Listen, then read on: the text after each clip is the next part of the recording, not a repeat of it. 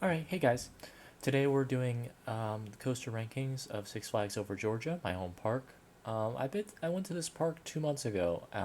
We did a coaster trip through the summertime. We went to Universal, SeaWorld, and Busch Gardens. We've already done Disney World. We did that during the spring break. So we decided to do a coaster tour of. We visited Six Flags Over Georgia, and I just got back from our trip to Carowinds. So we're going to be doing Carowinds, Busch Gardens, Universal, and SeaWorld, and then in concurrent videos. But I decided to start with my home park today because recently it's gotten a few new additions, and also the most important addition being the retracking of Great American Scream Machine, which a lot of people say is the worst, not the worst, but the roughest wooden coaster in America. I actually think that that's not true, but I haven't been on a lot of other coasters, so I can't make any claims on whether that's true or not. But we're gonna go through all the coasters at this park, and we're going to rank them up from S tier to F tier. Now, F tier is I can explain these tiers a little bit more when we get to the rankings, but F tier is going to be coasters I wasn't able to ride. There was one that I was not able to ride when we were there 2 months ago. I also have never been able to ride it because it's always been closed. I've never seen it operational. I saw it testing once, but I was never able to see it operational. So F tiers for rides I was not able to ride at any point. Um, and then D tier is just probably going to be the kiddie rides, the family rides. They're still coasters, but there's family coasters. C tier is just a good ride. B tier is above average, and then A tier is awesome, and then S is legendary. Spoiler alert: I don't think this park has a legendary coaster. To put in the S tier. Now, in my coaster ranking lists, there are two coasters in this park that I do love riding over and over again, and they will probably be very high on the list.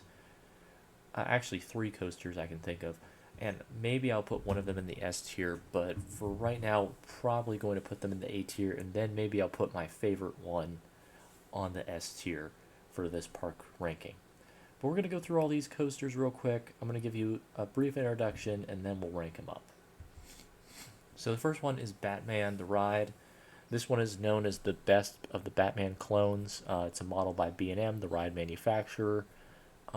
This coaster was okay for me. I didn't find it to be that interesting. I mean, I found it to be very intense, yes, but it was very short, and I don't really like short rides unless they pack a lot in. This one packs a lot into it. I don't know. I just like when I'm waiting in line. I'm not waiting in line for like a minute of ride time.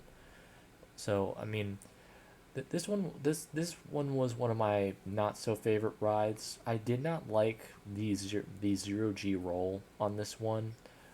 It wasn't that found it to be awful. It was just way too quick, and it just felt like I was being whipped around too much. I like intense rides okay. I mean, I like wooden coasters. As we'll get to Great American Scream Machine, I'll talk about how I like wooden coasters, and most people don't like wooden coasters apparently. But for these inverted coasters, I'm gonna be honest. Except for one exception, which is Montu at Busch Gardens, I really don't like these models. The reason why I like Montu is because it's cool and I like the trenches and dives and tunnels and also the theming and stuff. But this one just was a parking lot coaster that sat on the edge of the park and didn't really do a whole lot besides whip me around a bunch of inversions. And it was really rough in the second half. I don't know what happened in the second half, but after that second loop, the coaster just started rattling around, and I don't know what happened there, but gonna have to take off a few points for that one. I don't know if I just got a bad train. I know on Hurler, which I'll talk about on Carowinds, there definitely is a difference between riding the red train versus the gray train. I don't know if there's a difference between the trains on B&M coasters. They're usually very solid coasters, but there's definitely a difference because I did ride this twice, and the first ride was more shaky than the next ride. The second ride is the reason why I can't put this coaster any lower than B maybe because The second ride was actually much better than the first ride. That's just the second half is just shaky on both of them for some reason. But moving on. Blue Hawk. This one is definitely one of my favorites. It's definitely one of the three coasters I've been able to ride multiple times. I don't know. I've never was able to ride it as Ninja. I know it was terrible as Ninja because my dad rode it before when it was Ninja, and he said it was one of the worst coasters he's ever ridden in his life. And he's ridden, I think, about over 200 coasters worldwide and in the U.S. So he knows a thing or two about this, but he said Ninja was one of the worst monstrosity coasters he's ever ridden. So I definitely take his word on this. This one, though, he said it was really smooth, and I felt this was really smooth as well. My favorite element is definitely the butterfly element. I love the two loops in between. I love how it's kind of like a dive loop, but also into an Intelman. And it's just really cool. I don't really know if this is common or not, but I would love to ride another coaster that has one of these. Maybe if a B&M has one of these. I don't know if it's like specific to the manufacturer, which is Vekoma, but if there's another coaster like this that has a butterfly element, it's definitely going to be in my like top 15. I haven't ridden a lot of coasters. I only broke 50 coasters recently, so not experienced a lot in these coasters, but I do know that I love the butterfly element. I also like the sidewinder. Just this ride is generally smooth, and also the head chopper effect. I think before the double corkscrews, there's a head chopper effect. I don't know if you can see my cursor. It's when this track right here goes below the drop track. This intersection right here is very close to your head. It's a very nice head chopper effect. And I really like when coasters throw you through a loop like that. Not literally through a loop, but just like oh, you're about to get hit by a track. Nope, you're just gonna miss it just by a few hairs on your head. So Blue Hawk was more exciting for me, I guess, but not bad, not bad. Next one we have Delonic Mine Train.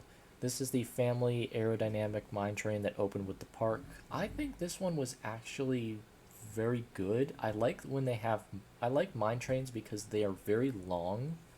Um, the ride time doesn't do justice. I feel like the ride time was more than just 3 minutes. I felt like it was more than that, but this one, if you wait for more than 10 minutes, it's probably not worth your time. But I mean, it's like 3 minutes, and it's a joyous ride. The tunnel drop is amazing when it goes through the barn structure. It drops you right into a tunnel, which is awesome. But mine trains are mostly known for being slow and not really that intense. Just a scenic ride through the center of the park, through the forests. And it was interesting. I found it to be one of the better rides of the park. But it's definitely not it's definitely one of the least intense rides at the whole entire park. Which I guess it's a job. It's more of a family coaster. Daredevil Dive. This one was painful for me only because the ride broke down while we were on it. It's a vertical chain lift. It wasn't my first vertical chain lift. I rode Hollywood Riptide Rocket at Universal Studios beforehand. We went back there this summer to re-ride it again. But vertical chain lifts are not my favorite, and this one was especially hard, sad and depressing because we got stuck right before it would have curved us over the top hat drop. So we were literally staring at the sun. Sun was in our eyes. We were getting sunburnt to death for I think like a solid 15 minutes. I mean, I think we got off the ride like 20 minutes after we'd gotten in line, and we got in line. We were like one of the first people on the ride. We were like the third car to go over because we got in line as straight as the ride opened, and we were on the third car, and it was like time to break down. So the third car of the day for people on it, and it broke down. So, I mean, it's not as bad as the ride that I wasn't able to ride because I was still able to ride this one. They were able to fix it, and we were able to go back over the top hat and finish the ride out. But man, that was one of the worst experiences ever. Just straight up looking at the sun, just painful. And I mean, the ride was okay, but I mean, it's kind of hard to get over the fact that the first ride on this one you were staring at the sun. We got another ride on it later in the day. This one went without any issues, but it did break down again while we were in line. So, I mean, it's a good ride. It's got a lot of near miss elements with the thematic elements and the flight tower structure, and it's got a wild feeling to it. But otherwise, I mean, the fact that it keeps breaking down so much is the only knock against it, and the fact that the vertical chain lift, while it broke down while we were on the vertical chain lift, is probably one of the worst experiences I've ever had on a coaster. But I digress. This coaster's good. It's not as bad as I think the next one. No, not the next one. This one is out of order, but this is one of my most unpopular coaster takes of all time. I really do like the stand-up coaster model. Most people say it is awful. It is just. I mean, people say it's uncomfortable. I didn't feel it on this one, and I've ridden three stand-up coasters. Well, not really a stand-up coaster, but I've ridden two like actual stand-up coasters, and I mean, this one was all right. It wasn't terrible. I mean, it could be longer, and I know there's longer versions of stand-up coasters, but I mean, this one was fine. I didn't really find it to be that bad. I found it to actually be one of the best coasters in the park. It's really smooth. It's not shaky. I did get one ride that was kind of shaky towards the end, but it really wasn't shaky that much. And opposed to the other B&Ms in the park, I can say that this one's, I mean, of the B&Ms that I've ridden, this one is one of the smoothest ones, which is kind of surprising because B&M is supposed to be like the smooth manufacturer, but every single B&M that I've ridden, besides Montu, I believe, it has given me a very shaky ride. Besides this one and another one we'll talk about when we do the Carowinds video, but this one was one of the smoothest ones, and it's definitely in my top 10 coaster. I haven't made a full list yet. I'm thinking about doing my full list in another video when I get through all these, but this is definitely contending for top 10 because I don't find the stand-up position to be terrible because I think I've figured out the trick. I learned this on Vortex at Carowinds, but I've definitely tried it again when I rode Scorcher as well. If you lean forward, try to make sure you don't bend your knees. If they tell you to bend your knees, do not do that. Bending your knees will make your knees shake around and cause pain in your knees. So don't bend your knees. Try to stand as straight as possible. It's the best way to experience the vertical loop. And honestly, lean your head forward. Straight, lean your head forward. If you bend your knees are going to get broken through going through the corkscrews. I'm sorry, but that's what's going to happen if you bend your knees. And if you lean forward. If you lean forward, then you will have a good ride experience. Because those over the shoulder restraints absolutely are terrible for Vortex, but this one they're not terrible. On the corkscrews, that you will bang your head a little bit if you're tall, but if you're shorter, then it won't be a problem. But make sure to lean forward. If you lean forward through that vertical loop, you will have the best vertical experience of your life. I can only think of two other vertical loops that are better if you lean forward. One of them we'll get to in just a second. The other one is Montu's Batwing. But the vertical loop is pretty cool. But if you lean forward on a stand-up coaster like this one, if you lean forward on that vertical loop, you'll have an amazing feeling. You'll feel your hair go up and then down. You'll feel the wind on your face, and you also won't get completely rocked by the head restraints. But I rode this 5 times. The last 2 rides were a little shaky in the corkscrew section, but not bad. Goliath. This one was a surprise. Most people said this is one of the better B&M hypers, and I have to say, this one was really bad my first ride. I rode this twice. The second ride was indeed better than the first one. Maybe because it was early in the morning, we got to the park early and we rode all the coasters early, but this one was not good for the first ride.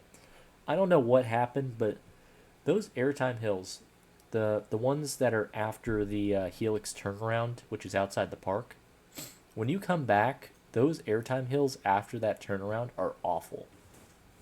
I don't know what happened, but my stomach was just sounding me all the wrong signals after getting off this ride.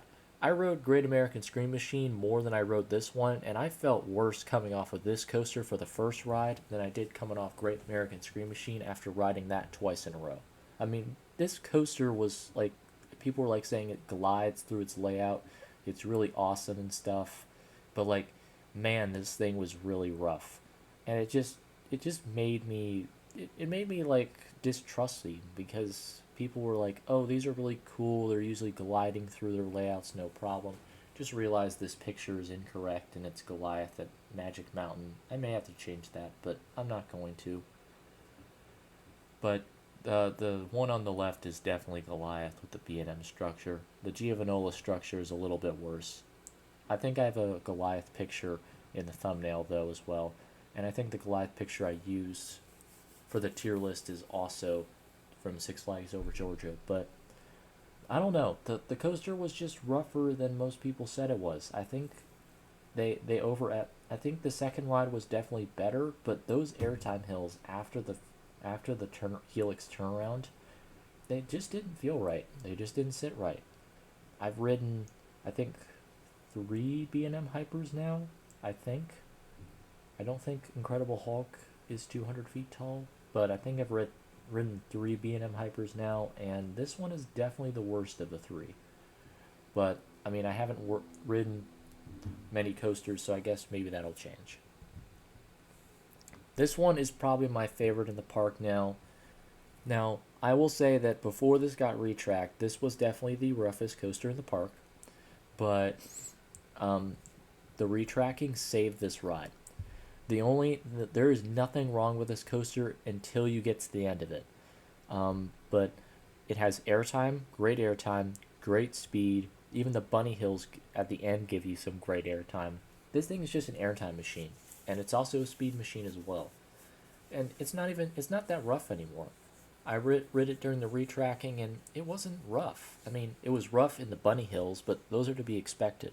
I mean, this was just smooth sailing all the way through the ride. But there is one thing they didn't fix for the retrack. Those brakes at the end of this ride are violent. I would say when you're getting to the end of this ride, you may want, even if you think it's the most painful experience you've ever had in your life, you do not want this ride to be over.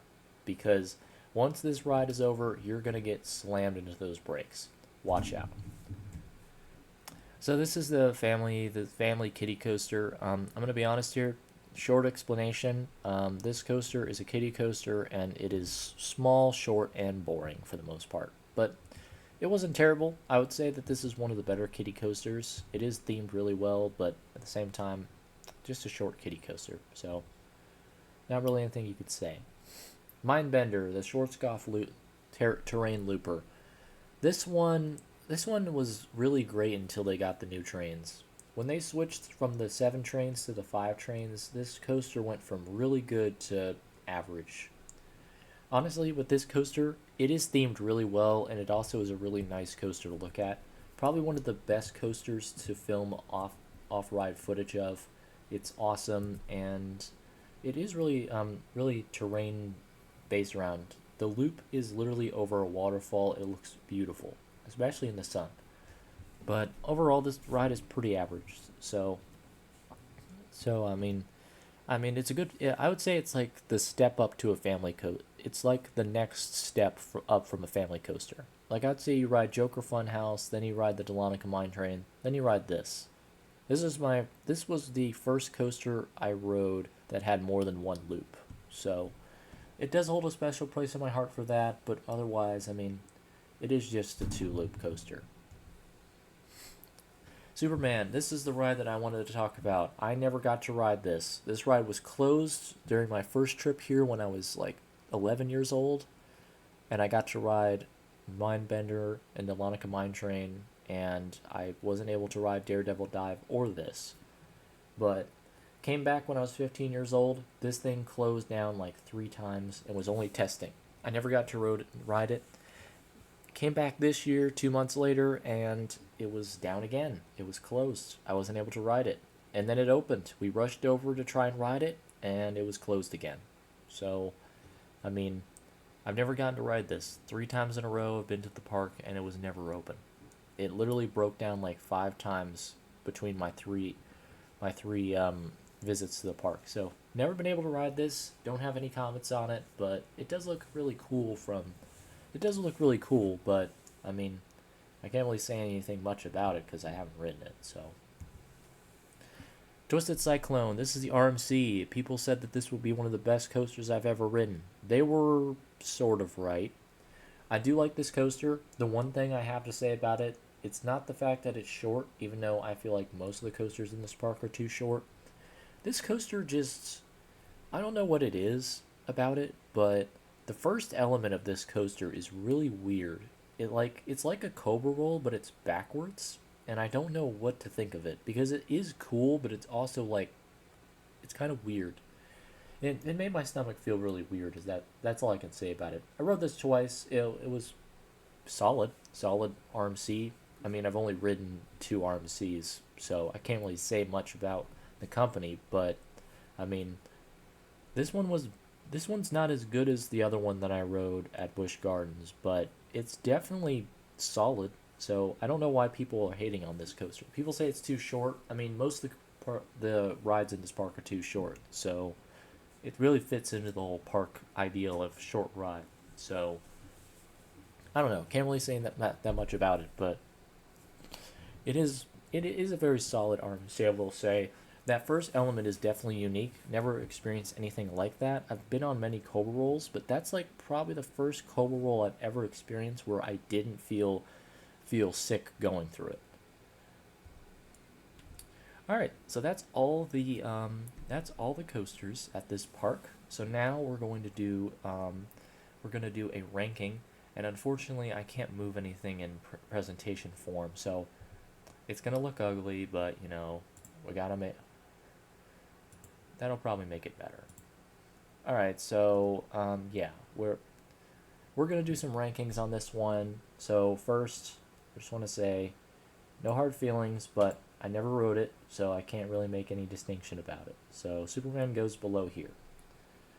Joker Funhouse, I know it's a kiddie coaster, but I gotta put it down here. And really, those are the only 2 coasters that are going to be in the D tier, the D and F tier. Didn't get to ride Superman, and it's just a kiddie coaster. It's a solid kiddie coaster, but it is just a kiddie coaster at the end of the day.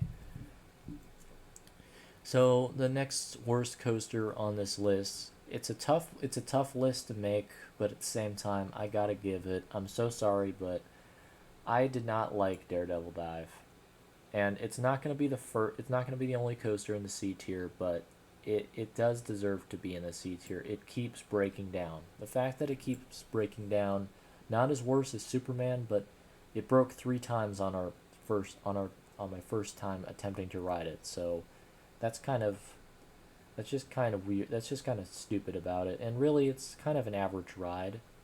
So much so, I mean, it's a solid ride, but it's just there. It doesn't really do that much compared to the other ones. Next coaster in the C tier, Batman. The shaky rattle, I can't overlook how shaky it is in the second half. I'm sorry if you can't feel it, but my only 2 rides on this coaster, one was very shaky on the second half with the 2 corkscrews, and then my second ride was less shaky, but it was still rattly, and the 0G roll was just painful. I don't know what it was, just painful. But next coaster on the list, I was gonna do Delonica Mine Train, but I am gonna put the Mindbender here because it was just average, and I mean I'm gonna expand this a little bit. I think I'm gonna expand this a little bit because I think the Mine Train also deserves to be in this category, but I think it's better than the other 3 ones. So I'm gonna do that, and then we're gonna put the Mine Train here. So, like I said, for the Mindbender, It's a solid looping coaster. It does hold a sentimental value in my heart for being the first multi-looper I ever rode on, but I mean it's just an average loop, and the five trains just make it really rough towards the end of it. It's also very slow, so can't really do much about that. I can't really lobby the park to go back to seven trains. They must have done it for a reason, but I don't know why. Dahlonega Mine Train, longest ride in the park, most scenic ride in the park. I love scenic rides, and this one just deserves to be in C tier above the other three. It's just the other three are just they're good multi loopers, but they're not that they weren't impressive to me. That one kept breaking down. That van kept being rough, and this one is all right, I guess. So now it comes to B tier. B tier. Um, this is probably a bad opinion, but I'm gonna put Goliath here. I don't know what it was, but those airtime hills after the turn are just way too shaky and way too upsetting for my stomach to take. I'm sorry, but this ride deserves to be here. And honestly, just because the other three rides I did that I rode all of them more than once. These two, I'll have to put also Twisted Cyclone here. It's a good RMC, but I'm gonna be honest here. RMC, the airtime hills, the airtime bunny hops on this were not as good as the Gwazi ones were, and honestly, I don't know what to do about the RMCs because I don't really like the RMCs that much. Unpopular opinion. I mean, I love Arm Gwazi, but that's probably because it's over 200 feet tall, and I like the barrel roll drop. So I mean, I like this coaster, but it is just too short. And really, that is the common theme in this park. The rides are too short. Like, this one is short. Goliath is long, but too short, too short, too short, way too short. And I don't know about Superman. I don't know if it's short or not. But, down to the top three, and this one's going to be going in the A tier. So, I mean, this is my first unpopular opinion, but I think that the stand-up coasters are a lot better if you do what I said. Make sure they go up as much as possible so you can bend your knees while you're on the ride and you don't have to be just hanging through and getting your knees. You can move your legs with the ride if you straight arm them in the station, so then when they're going up the lift hill, you can maneuver around afterwards. And if you lean forward, those inversions are super cool. So, unpopular opinion, but I think the stand-up coaster model is actually a good one. I haven't ridden any of the big ones yet. I've only ridden the two small ones, so I guess I guess I gotta ride one of the bigger ones at one of the bigger parks. But stand-up coasters in my eyes are pretty good as far as I'm concerned. I don't see any I don't have any, let's say, ball trouble when I'm on them. So I don't know what people are saying about that. And then another A tier ride. This one pains me to not put in number one. The reason why I'm not putting this in S tier, I want to put this in S tier because it is much better. That butterfly element will always be my favorite inversion. The only inversion that is competing with that one for my favorite inversion is the Batwing on Montu, but I mean, the butterfly element was such a great element, and honestly, it does deserve a spot in the S tier, but I don't really know what to do about it because I don't want to. I don't want to put it as my elite rides, but I'm just gonna do it. Unpopular opinion, but I think Blue Hawk, it's smooth now. The head chopper, the inversions are all great, and the butterfly inversion is just so peaceful and so graceful, and it's just an awesome ride. But I am going to put it back here because even though Blue Hawk is sentimental to me because it has one of my favorite inversions of all time, it cannot beat the long, smooth ride of Great American Scream Machine.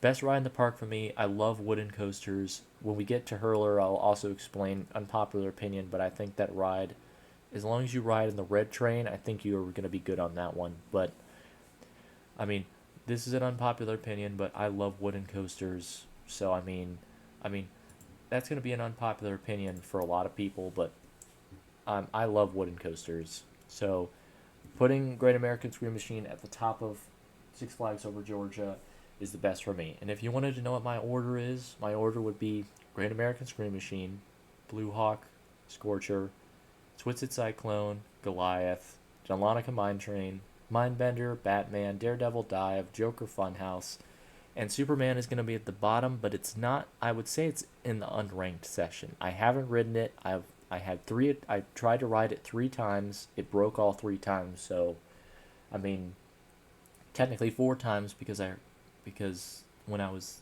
15, it broke twice while we were there. We attempted to ride it twice, and it broke down both times. So, I mean, I can't rank Superman, but if I had to guess where it'd probably be below Goliath. It'd be between Goliath and Dahlonega Mine Train. It'd probably be right there, if I had to guess. But anyway, guys, that's going to be the video. That is my definite ranking for this segment. Unpopular opinions, I like wooden coasters and stand-up coasters. If you use my trick on the stand-up coasters, I feel like you'll enjoy at least the smaller ones. But yeah, that's my ranking for the coasters at Six Flags Over Georgia.